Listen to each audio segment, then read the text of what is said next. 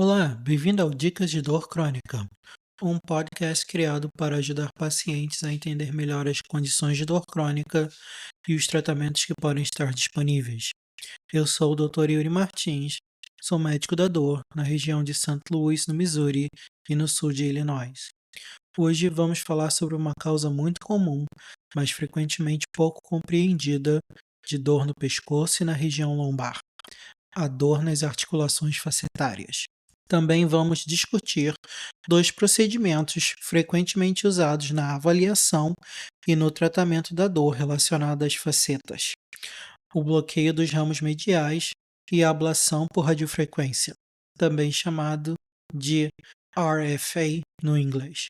Ao final deste episódio, espero que você entenda o que são as articulações facetárias, como elas podem causar dor, porque os bloqueios dos ramos mediais geralmente são realizados antes da radiofrequência, o que acontece durante esses procedimentos e quais riscos os pacientes podem conhecer. Como sempre, este episódio tem finalidade apenas educacional. Ele não deve substituir a orientação médica direta do seu próprio médico da dor ou de outro profissional de saúde qualificado. Então, o que são as articulações facetárias? A dor nas costas e no pescoço pode vir de muitas estruturas diferentes. Ela pode vir dos discos intervertebrais, nervos, músculos, ligamentos, articulações ou, às vezes, de uma combinação dessas estruturas. Uma fonte comum de dor na coluna são as articulações facetárias. As articulações facetárias são pequenas articulações localizadas na parte de trás da coluna vertebral. Elas conectam uma vértebra a outra e ajudam a guiar o movimento da coluna vertebral. Existem articulações facetárias no pescoço, no meio das costas e na região lombar. Assim como outras articulações do corpo, as articulações facetárias também podem doer. Elas podem ser afetadas por artrite, inflamação, lesão, estresse repetitivo ou degeneração relacionada à idade. Uma forma útil de pensar nas articulações facetárias é compará-las com outras articulações, como o joelho ou o quadril. Essas articulações podem desenvolver artrite e, por isso, causar dor. As articulações facetárias também podem desenvolver artrite e causar dor, mas, por estarem localizadas profundamente na coluna vertebral, os pacientes nem sempre sabem que essas pequenas articulações estão contribuindo para os seus sintomas. Como é a dor das articulações facetárias?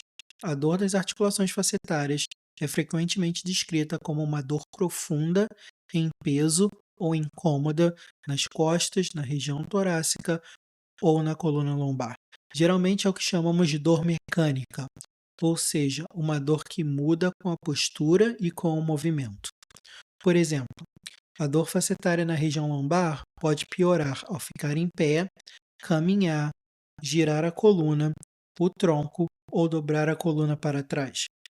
Alguns pacientes se sentem melhor quando se sentam ou se inclinam para frente. No pescoço, a dor facetária pode causar dor cervical, dor na região das escápulas, dor de cabeça ou dor que se espalha para a parte de trás da cabeça. Na região lombar, a dor facetária pode causar dor na lombar, nas nádegas, nos quadris ou nas coxas. Um ponto importante é que a dor das articulações facetárias geralmente não se comporta como uma dor clássica de nervo pinchado. Um nervo pinchado pode causar dor aguda, em choque, irradiada, além de dormência, formigamento ou fraqueza descendo pelo braço ou pela perna. A dor facetária pode se espalhar para as áreas próximas, mas geralmente não segue um padrão claro de raiz nervosa. Ou seja, a dor fica principalmente no pescoço, nas costas, na lombar e não desce claramente para o braço ou para a perna. Os médicos podem chamá-la de dor axial. A dor nas articulações facetárias é uma possível causa de dor axial no pescoço ou na região lombar. Por que a ressonância magnética sozinha não é suficiente para diagnosticar uma dor facetária? Muitos pacientes se surpreendem ao saber que a dor facetária não pode ser diagnosticada de forma confiável apenas por exames de imagem como a ressonância magnética. Uma ressonância pode mostrar artrite nas articulações facetárias, mas isso nem sempre significa que essas articulações estejam causando dor. Algumas pessoas têm artrite importante nos exames de imagem e pouca ou nenhuma dor. Outras podem ter dor vinda das articulações facetárias, mesmo quando as alterações nos exames não parecem ser tão importantes. Por isso, o diagnóstico exige uma boa história clínica, exame físico, revisão dos exames de imagem quando apropriado e, em alguns casos, procedimentos diagnósticos. O principal procedimento diagnóstico usado para a dor facetária é chamado de bloqueio dos ramos mediais. Então, o que são os ramos mediais? As articulações facetárias recebem inervação de pequenos nervos chamados ramos mediais. Esses nervos carregam os sinais de dor das articulações facetárias para a medula espinhal e para o cérebro. Os ramos mediais não controlam os principais músculos dos braços ou das pernas. Neste contexto, a principal função deles é carregar sinais de dor vindo das articulações facetárias. Por isso, esses nervos podem ser usados como alvos tanto para diagnóstico quanto para tratamento de dor nessas articulações. Isso nos leva aos bloqueios dos ramos mediais. Um bloqueio dos ramos mediais é uma injeção diagnóstica. O objetivo é anestesiar temporariamente os ramos mediais que carregam os sinais de dor das articulações facetárias para o cérebro. Isso é muito importante. O bloqueio dos ramos mediais geralmente não é pensado como um tratamento de longo prazo. Ele é um teste. Durante o procedimento, uma pequena quantidade de anestésico local é injetada perto dos ramos mediais. Se a dor habitual do paciente melhora de forma significativa, pelo tempo esperado de duração do anestésico, isso sugere que as articulações facetárias provavelmente são uma fonte importante da dor. Por exemplo, se um paciente normalmente sente dor lombar ao ficar em pé ou caminhar e, após o bloqueio, consegue ficar em pé ou caminhar com muito menos dor, essa é uma informação diagnóstica. Muitas vezes necessitamos de 2 bloqueios positivos dos ramos mediais antes de seguirmos com a radiofrequência. Existe uma razão para isso. Às vezes, um único bloqueio pode gerar um resultado falso positivo. Um resultado falso positivo significa que o paciente sente melhor após a injeção, mas as articulações facetárias talvez não sejam de fato a principal fonte da dor. Dor crônica é complexo. Efeitos placebo, mudanças temporárias nas atividades, espalhamento do anestésico local ou outros fatores podem influenciar como os pacientes se sentem após uma única injeção. Ao repetir o bloqueio em outro dia, aumentamos a confiança de que o diagnóstico está correto. O primeiro e o segundo bloqueio usam anestésicos locais diferentes. Um medicamento pode durar menos tempo e outro pode durar mais. O objetivo é observar se o paciente tem alívio significativo dentro da janela de tempo esperada. Por isso, os pacientes geralmente são orientados a acompanhar cuidadosamente a dor após cada bloqueio. A informação mais útil é: quanto melhorou a minha dor habitual? Por quanto tempo o alívio durou? Eu consegui fazer atividades que normalmente causam dor? A duração do alívio foi compatível com o medicamento usado?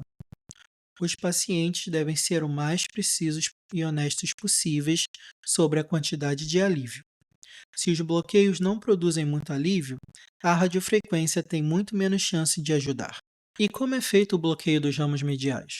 Os bloqueios dos ramos mediais geralmente são feitos em uma sala de procedimento, em regime ambulatorial. Isso significa que o paciente não precisa ser internado em um hospital. O procedimento é realizado com orientação por raio-x, chamada de fluoroscopia. Para bloqueio dos ramos mediais lombares, o paciente geralmente fica deitado de barriga para baixo numa mesa de procedimento.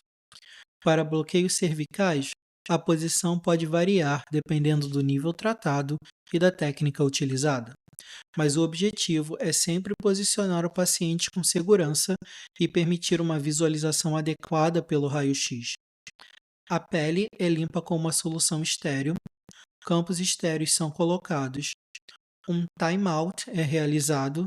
Durante o time-out, a equipe de saúde confirma o nome do paciente, data de nascimento, procedimento e o local e lado corretos. Depois, a anestesia local é aplicada na pele e nos tecidos mais profundos. O paciente geralmente sente uma pequena picada e uma sensação de ardor causada pelo anestésico local. Usando a fluoroscopia, o médico guia pequenas agulhas até os pontos ósseos corretos, onde os ramos mediais estão localizados. Quando as agulhas estão na posição adequada, uma pequena quantidade de anestésico local é injetada perto dos nervos. Após o procedimento, o paciente é observado por um curto período e depois recebe alta para casa. A parte mais importante acontece depois que o paciente vai embora. Ele precisa observar quanto alívio da dor ocorreu e por quanto tempo esse alívio durou. E o que é a radiofrequência? Se os bloqueios dos ramos mediais forem positivos, o próximo passo pode ser a ablação por radiofrequência. A radiofrequência usa calor gerado por energia elétrica para interromper os sinais de dor que passam pelos ramos mediais. O objetivo é reduzir a dor proveniente das articulações facetárias por um período mais prolongado. A radiofrequência não remove a artrite. Ela não reverte a degeneração. Ela não torna a coluna jovem novamente. Em vez disso, ela trata a dor mirando pequenos nervos que carregam os sinais de dor das articulações facetárias dolorosas para o seu cérebro. Como os nervos podem se regenerar com o tempo, o alívio da radiofrequência geralmente não é permanente. Muitos pacientes têm alívio por vários meses, comumente em torno de 6 a 12 meses. Alguns pacientes têm alívio por menos tempo e outros por mais tempo. Quando a dor retorna e a primeira radiofrequência foi bem sucedida, o procedimento muitas vezes pode ser repetido. E como é feita a radiofrequência? A radiofrequência também é realizada em uma sala de procedimento com fluoroscopia. A pele é limpa com solução estéril, campos estéreis são colocados. O médico anestesia a pele e os tecidos mais profundos com anestésico local. Na grande maioria dos casos, usa-se anestesia local para este procedimento. Alguns pacientes podem receber sedação leve, dependendo da situação, do julgamento do médico e das condições clínicas do paciente. No entanto, sedação profunda geralmente é evitada, porque o feedback do paciente pode ser importante durante o procedimento. Usando a fluoroscopia, o médico guia uma agulha especial de radiofrequência até o alvo adequado. Esses alvos são definidos pela localização dos ramos mediais na fluoroscopia. Antes de criar a lesão térmica, o médico normalmente realiza testes sensitivos e motores. E o que são esses testes sensitivos e motores? Os testes sensitivos e motores são checagens de segurança e posicionamento feitas antes da ablação. Durante o teste sensitivo, um pequeno sinal elétrico é usado para verificar se a agulha está próxima do nervo-alvo. O paciente pode sentir formigamento, pressão, vibração ou uma sensação semelhante na área esperada. Durante o teste motor, um sinal elétrico diferente é usado para garantir que a agulha não esteja próxima demais de nervos que controlam músculos importantes. O médico observa as respostas musculares. Uma pequena contração nos músculos próximos das costas ou do pescoço pode ser esperada, mas uma estimulação forte, descendo pelo braço ou pela perna, seria um sinal de alerta de que a agulha pode estar próxima demais de um nervo espinhal. Nesse caso, a posição da agulha precisa ser ajustada. Quando a posição é confirmada, anestésico local geralmente é injetado pela agulha para tornar a ablação mais confortável. Em seguida, a lesão de radiofrequência é criada, aquecendo o tecido ao redor da ponta da agulha por um período determinado. O procedimento geralmente é repetido em vários níveis próximos, porque cada articulação facetária geralmente recebe inervação de mais de um ramo medial. E o que os pacientes sentem depois dos bloqueios ou da radiofrequência? Após os bloqueios dos ramos mediais, os pacientes podem sentir dor temporária nos locais das injeções. A tarefa principal, após o bloqueio, não é passar o dia inteiro em repouso e esquecer o teste. A tarefa principal é monitorar o alívio da dor durante atividades normais que costumam provocar dor. Após a radiofrequência, os pacientes podem sentir dor local, sensação de peso, desconforto ou até uma piora temporária da dor por alguns dias. Alguns pacientes melhoram rapidamente, outros precisam de algumas semanas antes de conseguir avaliar o benefício. Esse atraso pode acontecer porque o nervo tratado e os tecidos ao redor podem ficar irritados inicialmente, antes que o alívio mais duradouro fique claro. Alguns pacientes também podem notar dormência temporária, sensibilidade, queimação ou uma sensação parecida com queimadura de sol na área tratada. Isso às vezes é chamado de neurite. Na maioria das vezes, isso é temporário, mas em alguns casos pode durar mais tempo. Quais são os riscos dos bloqueios dos ramos mediais? Os bloqueios dos ramos mediais são geralmente considerados procedimentos de baixo risco quando realizados com orientação por imagem, mas nenhum procedimento é isento de riscos. Possíveis riscos incluem sangramento, infecção, reação alérgica, piora temporária da dor, reação vasovagal e dormência ou fraqueza temporária. Uma reação vasovagal é uma resposta semelhante a um desmaio que pode acontecer com agulhas, dor, ansiedade ou procedimentos médicos em geral. Outro ponto é a injeção intravascular, que significa que o medicamento entra em um vaso sanguíneo. Essa é uma das razões pelas quais a fluoroscopia e o contraste podem ser usados. Quando uma injeção intravascular acontece durante um bloqueio diagnóstico, o anestésico local pode ser levado para longe do nervo-alvo. Isso pode produzir um resultado falso negativo. Em outras palavras, o bloqueio pode parecer não funcionar, mesmo que a articulação facetária ainda possa ser uma fonte de dor. Sangramento ao redor do local da agulha geralmente é leve. Sangramento sério é muito raro. Infecção também é muito raro, mas é possível em qualquer procedimento que atravessa a pele com uma agulha. Lesão nervosa é incomum, mas faz parte da discussão do consentimento informado. Na coluna cervical, a anatomia é bem mais delicada, porque a medula espinhal e vasos sanguíneos importantes estão próximos. Por isso, uma técnica cuidadosa e orientação por imagem são especialmente importantes. E quais são os riscos da radiofrequência? A radiofrequência também tem, de modo geral, um perfil de segurança favorável, mas possui riscos próprios. O problema mais comum após a radiofrequência é a dor temporária após procedimento. Essa dor pode parecer sensibilidade local, queimação, dor em peso ou aumento da dor ao redor da área tratada. Para muitos pacientes, isso melhora em dias a semanas. Outros possíveis riscos incluem sangramento, infecção, reação alérgica, dormência temporária, neurite temporária e piora temporária da dor. Raramente pode ocorrer lesão nervosa. Na radiofrequência lombar, uma consideração importante é que os ramos mediais também inervam pequenos músculos estabilizadores da coluna, especialmente o músculo multífido.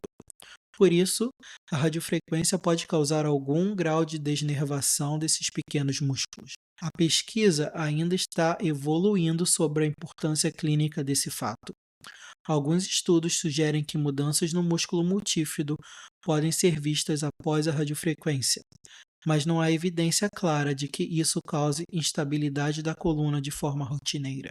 Essa é uma das razões pelas quais o procedimento deve ser usado de forma criteriosa e somente quando os bloqueios diagnósticos apoiam a presença de dor facetária. Na radiofrequência cervical, existem considerações adicionais. Complicações raras, porém graves, foram descritas, incluindo lesão da artéria vertebral, derrame, lesão da medula espinhal e uma condição chamada síndrome da cabeça caída após radiofrequência cervical. Essa síndrome geralmente ocorre somente após lesão por radiofrequência bilateral extensa em múltiplos níveis no pescoço. Essas complicações graves são muito incomuns. mas são importantes de discutir, porque o pescoço contém nervos e vasos sanguíneos críticos em um espaço relativamente pequeno. Para reduzir riscos, os médicos de dor usam fluoroscopia cuidadosa, posicionamento adequado da agulha, testes sensitivos e motores e seleção cautelosa dos níveis tratados. Em alguns casos, especialmente na coluna cervical, o médico pode evitar tratar muitos níveis de uma vez só através da divisão do tratamento em dias diferentes. E por que a seleção dos pacientes é tão importante? A radiofrequência funciona melhor quando a fonte da dor foi identificada corretamente.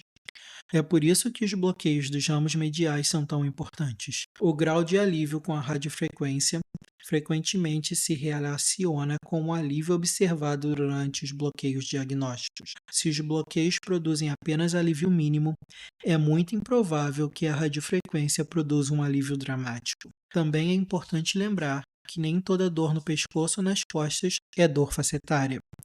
Alguns pacientes têm dor vinda dos discos, das articulações sacroiliacas, estenose espinhal, compressão nervosa, disfunção muscular, doença do quadril ou outras causas. Muitos pacientes com dor crônica têm mais de uma fonte de dor. Um bom plano de tratamento começa com uma história clínica cuidadosa, exame físico, revisão dos exames de imagem quando apropriado e uma conversa sobre os objetivos do paciente. E o que a radiofrequência pode ou não pode fazer? A radiofrequência pode reduzir a dor facetária e melhorar a função em pacientes bem selecionados. Ela pode ajudar o paciente a ficar em pé por mais tempo, caminhar mais, dormir melhor, participar da fisioterapia ou reduzir a dependência de medicamentos para a dor. Mas a radiofrequência não cura a artrite. Ela não reverte o envelhecimento. Ela não previne todos os episódios futuros de dor. Ela deve ser entendida como uma ferramenta que pode reduzir a dor o suficiente para ajudar o paciente a se movimentar melhor e participar mais plenamente da vida diária e da reabilitação. Para muitos pacientes, essa melhora pode ser significativa. A dor nas articulações facetárias é uma causa comum de dor crônica no pescoço e na região lombar, mas pode ser difícil diagnosticá-la apenas com base nos sintomas ou nos exames de imagem. Os bloqueios dos ramos mediais ajudam a determinar se as articulações facetárias estão realmente contribuindo para a dor. Se dois bloqueios diagnósticos fornecem alívio temporário significativo, a radiofrequência pode ser uma opção para a redução mais duradoura da dor. Como em qualquer procedimento, a decisão deve ser individualizada. Os benefícios potenciais precisam ser avaliados junto com os riscos, a anatomia do paciente, suas condições médicas, medicamentos, achados de imagem e objetivos gerais do tratamento. Se você tem dor crônica no pescoço ou na região lombar e foi informado de que pode ter dor facetária, um médico especialista em dor pode ajudar a determinar se os bloqueios dos ramos mediais e a radiofrequência são opções apropriadas para você. Para aprender mais sobre condições de dor crônica e opções de tratamento, visite o meu site em www.ycmartins.com ou entre em contato com a minha clínica para agendar uma avaliação. Obrigado por ouvir o Dicas de Dor Crônica. Até a próxima, cuide-se bem e continue aprendendo sobre sua dor. Se você gostou desse conteúdo, por favor, siga esse podcast ou deixe um comentário. Sua opinião é muito importante.